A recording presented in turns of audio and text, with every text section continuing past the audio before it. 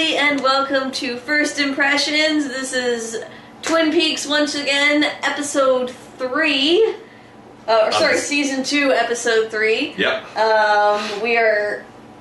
We are working our way through it. Dan is losing faith. It's definitely a trial. Dan is starting to lose faith in this. Okay. No, sorry, not faith. Just, I do agree with him on some points. Yes, we were discussing before we started rolling here. Things are getting very soap opera-y. Yeah.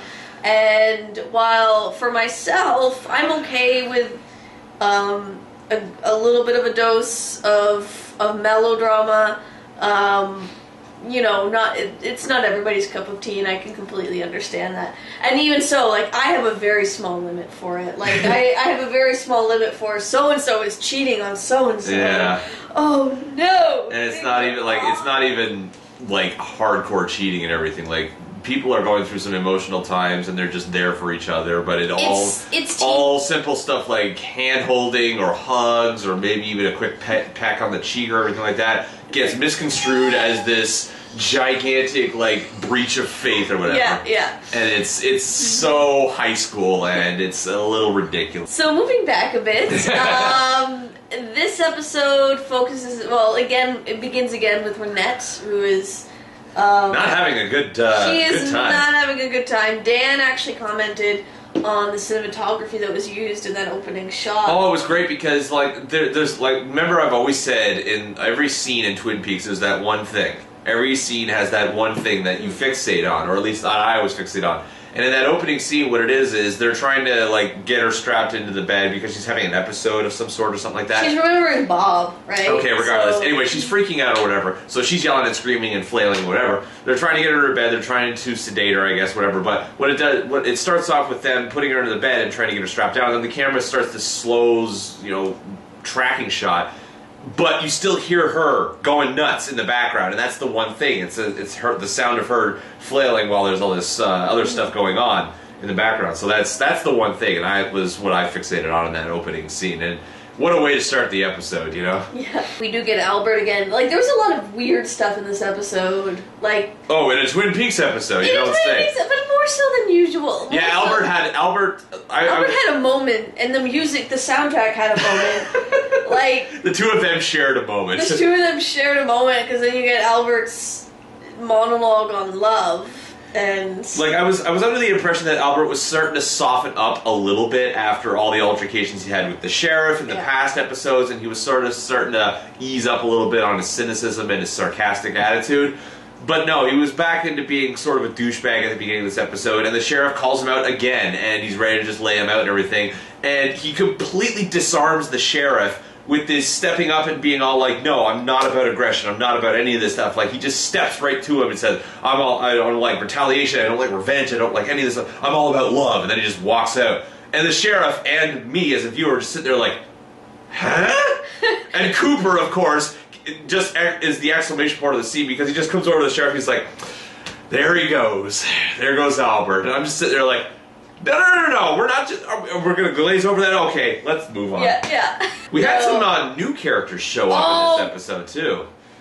We were having some scenes in the police department and everything, and we were sorting out some stuff, and then this new character walks in, this slimy, slick as crap. I didn't even catch what his name was. All I know is he has some sort of relations with the secretary. With Lucy. I hate him, and I hate his subplot, and I hate that Lucy subplot. I hate it so much. It seems very shoehorned in. It does. I don't understand what connection. There's no connection with the main plot. It's just filler stuff. You find out why she's been so testy with Andy. Okay. Right? Okay. And it's that she's pregnant, right? Yeah, and so she's been the reason she's been so pissed off at Andy this whole time. Again, she's not getting into more details other than I'm pregnant right now, but she reveals it to this guy who is just this douche, this slimy used carsman salesman stock type character with the bullshit smile face. God, that smile! Kudos to that actor. Oh, Holy yeah, crap! The actor was superb. The character is slimy and useless, and I hate him. But the actor definitely nailed it. He nailed it. And the other new character showed up at Blind Blind Mags, not Blind Mag. One-Eyed Jacks. One-Eyed Jacks. Yeah, I'm getting Blind Mags. my secondary characters mixed up here. Yeah, One-Eyed Jacks. A new character shows up there too because what's her name is in hot water at One-Eyed Jacks. Yeah, so Audrey is she's caught, and One-Eyed Jack. She's caught, and they're getting her addicted to heroin so that she can't move, she can't leave, and so terrible. Jean Reno, who is the brother of Jacques Reno, who was killed.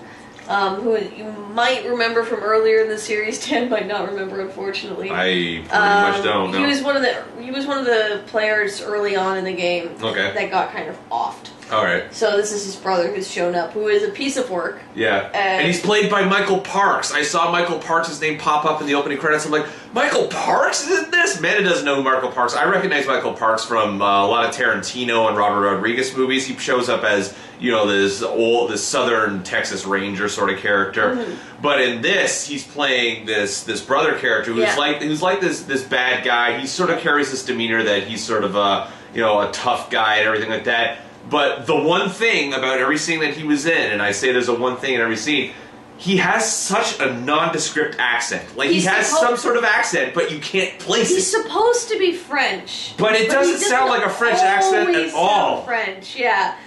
And he dresses like a Vegas-style cowboy, too. Which, Leland, for the first time, is like one of the sane characters. Yeah, Leland seems to me like, after all of his freakouts and all of his episodes in the previous episodes, he's finally sort of I think he's fully processed the death of his daughter. So now he's sort of back to, like, square one. He's got that out of his system. Breaking down crying, doing slow dances, or whatever. So now every time that he's in a scene with somebody else who's having an episode, he sort of steps in as the straight person. Or he even showed up at the sheriff's office to offer some really good details to Cooper and the sheriff. Bob, like saying, like, I've seen him. And then he gets arrested for, Yeah, that too. Of Jacques. One of the things that I suppose sort of purged him of all his stuff is that he got him some catharsis, probably, by killing that one dude. And Cooper, meanwhile, is still trying to solve this murder, but somehow manages to... I don't know how he convinces the sheriff's department to take his theories seriously. Because he does actually walk out like, guys, okay, I wasn't going to tell you... Now I am. So I've been talking to this giant, right? And you can see, like, the sheriff, I gotta love the sheriff has to have the most patience ever. Yeah. Because he has put up with so much of Cooper's bizarre nonsense up until now, and he's still... And, like, his question is, like, does it relate to the dwarf, right? Like, it's just... Well, that was the smart-ass guy's remark. Yeah. Donna snuggles up to another new character, the Shut-In.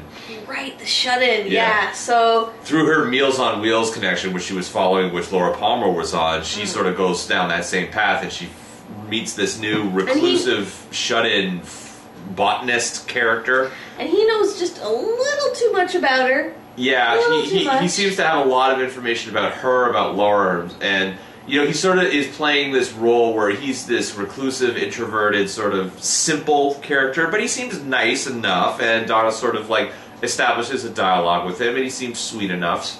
So when the whole high school drama between James and cousin character, whose name I forget, when that sort of thing starts to escalate, she's got herself a snuggle buddy that she can cozy up to by the end of the episode. Although that might not be such a great thing, because then she discovers that he's had Laura Palmer's journal all this time. Yeah, that's the big sort of end scene. There were one or two peculiar scenes, no real big, giant WTF freakout moments, although Nadine had a scene. Right, Nadine. Nadine is back in the game, and she has gotten to the other subplot.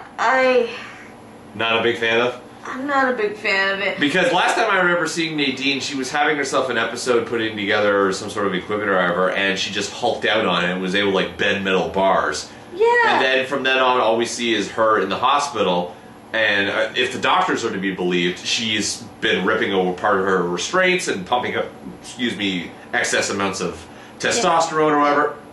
She tried to kill herself, right? She tried to kill Oh, herself. she tried to kill herself? I didn't really remember that. Yeah, she tried to kill herself, and her husband is obviously feeling very guilty about that. Right, yeah. And so, but when she wakes up, turns out that she thinks that she's 18 years old again, and that she's trying out for cheerleading squads. Yeah, that's probably the closest thing this episode had to a freak out scene, because, you know, Ed's singing to her to try and like coast her down from her latest episode, and that just gets her all riled up again, and she's ripping her restraints off, and then she snaps out of it, and she thinks she's 18, and then she's doing like her cheers in her bed, and she's freaking out. Ed's just sitting there like... Yeah, Ed is the audience, like... POV shot right there. Yeah, POV shot. And then one thing of that scene, besides Nadine's performance, is the fact that the camera just sort of leaves the room while this is all still going on, and it doesn't fade out until it's well out of the room, and you're just kind of like, we're gonna leave now, you have fun with that, Ed. But anyway, yeah, that's the encapsulation of this episode. Amanda has assured me, though, that we have quite a lot of season 2 to get through, but we're probably not going to make it too far. We're going to get to the murder. We're going to get to who killed Laura Palmer. That's basically the end game for me too, and I've been told that the second series goes on beyond that, but it's not necessary to go beyond that. Yeah. So I'm interested to find out who the murderer is and then just be done with it. Anyway, thanks guys, and we will catch you later. Bye-bye. That must mean that they're planning a surprise party. Oh, for sure. Absolutely. Okay. Can we play the piano? Okay. Okay, we won't play the piano. Next time, keep your questions to yourself, man.